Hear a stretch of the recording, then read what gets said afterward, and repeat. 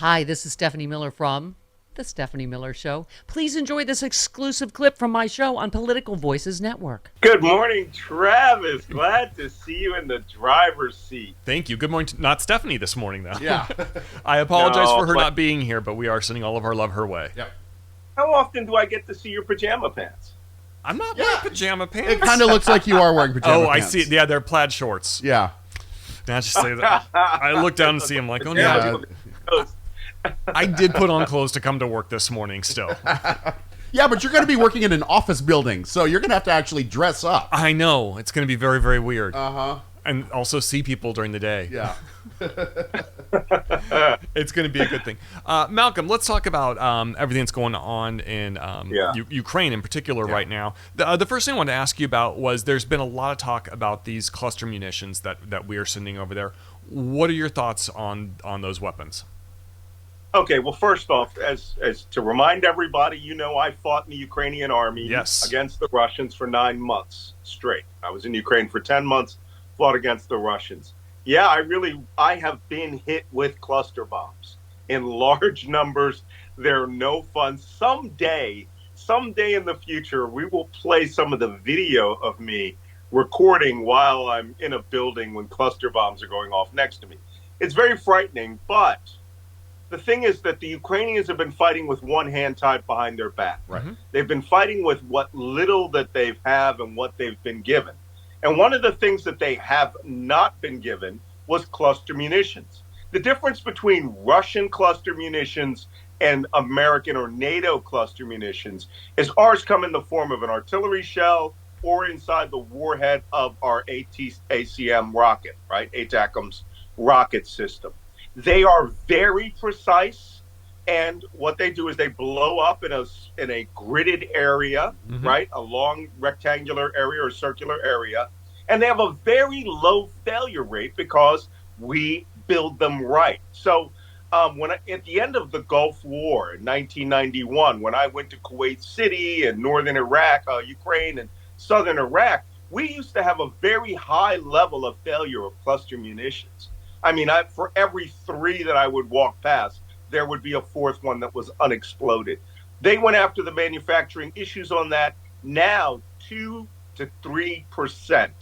That means out of every 100 that blow up, 2 might fail. And that makes it easier to clean up. Okay. Also, we do not attack civilians with these things. Thank you. The Russians hit cities with cluster bombs. The famous Kramatorsk railway attack at the train station, which had nothing but civilians there, killed 56 civilians by using a battlefield ballistic missile, the Tochka missile, and dropping it on civilians, knowing it would kill and wound dozens and dozens of civilians. So that's the big difference.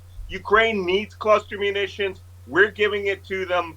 The Russians are going to regret that they ever started this war. Okay. It seems to me if only there was a place where I could go to like an expert on these things, someone who writes these sorts of things, if they had like a Substack with special intelligence information there, would something like that happen to exist, Malcolm? Yeah, well, I have, since Twitter is now in full meltdown mode. Yes. And many people are abandoning ship to go to Threads. And I'm on Threads. I just started Threads at malcolmnance.tapestry. I saw you this morning and I followed you. But more importantly, I'm on Substack. And I'm writing long format articles. I just did one on the Zaporizhian nuclear power plant. And these are highly specialized explainers to make you very smart about things that you're going to have your pro-Moscow and right-wingers arguing with you about. Now, granted, I haven't written anything about calling Jackson Hinkle a PAB. That's this 24-year-old kid who is in love with Vladimir Putin. You beat me to it. I've got it all right here. Like the Twitter feud is amazing. Oh, let's talk about it. Yes, let's get into this. But that's found on Substack. You can find me at I need you to subscribe to malcolmnance.substack.com because I am going off of Twitter and these are long formats, so videos and articles that you're not going to see on television. Your Black Man Spy videos. Yeah, the great Black Man Spy. Love those. Good. Yes.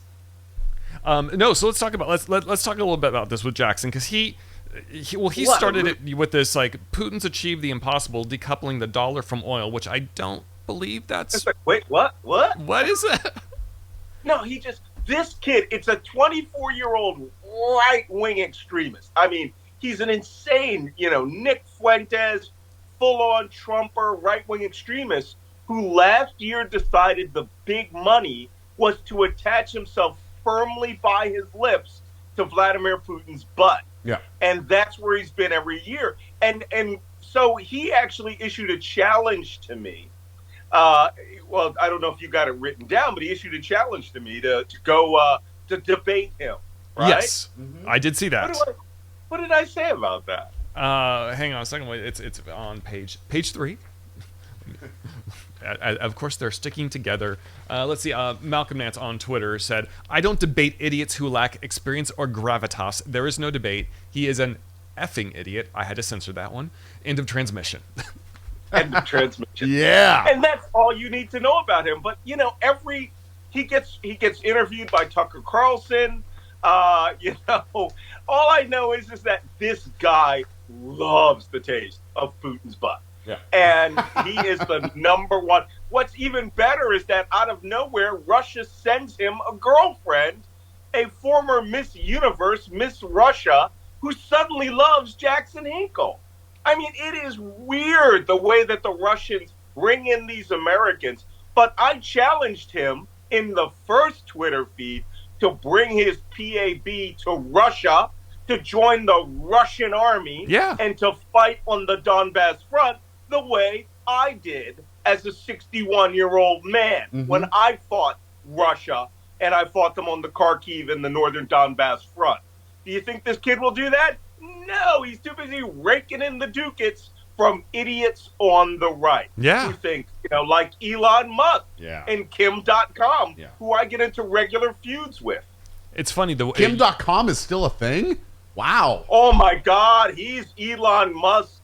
Elon Musk loves that guy. And let me tell you something. One day I will publish all of the drafts from Twitter that I never transmitted. And one of them is a takedown of Elon Musk. Good. Because Elon Musk actually tweeted a laughing face, which was supposed to be an insult of me during the cruise missile attack in April 2022 in Lviv. And he was essentially laughing at me.